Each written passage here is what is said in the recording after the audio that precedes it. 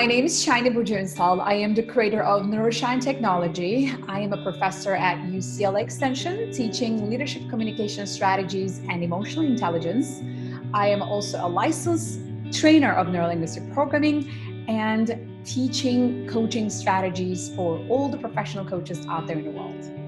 In order for you to show up as your true authentic self and express yourself authentically, you need three qualities.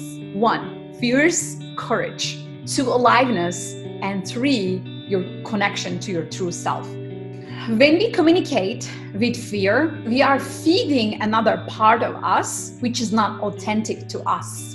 And if it is not authentic to us, it's not going to be authentic to anybody else. And then we're going to create this false reality. And who wants that, right? Nobody wants to live in a false reality which doesn't create great results, joy, happiness, or success.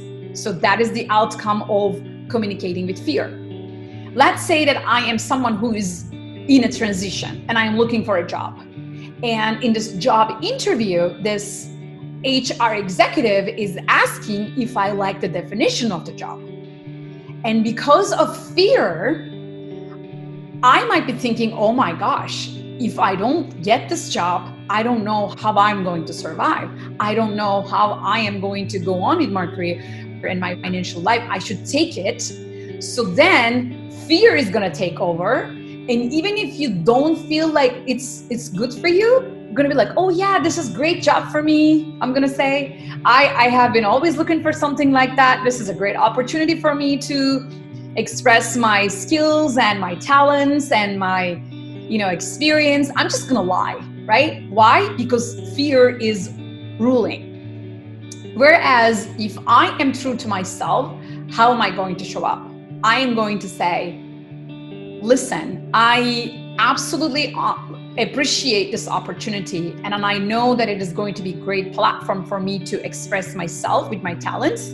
And still yet, I have a few questions because I can anticipate they might create some sort of future problems. And I would love to discuss it further before they become further and bigger issues for us. Now you are tapping into your true self and you are expressing something that is actually really hard because you are at the risk of not getting that job. But what are you gaining instead? You're gaining yourself. You're gaining the HR executive's trust. Now they feel like, you know what? This person is telling me the truth. So whenever something is going to go wrong, she or he will be able to tell me the truth. And that is an environment for safety and trust.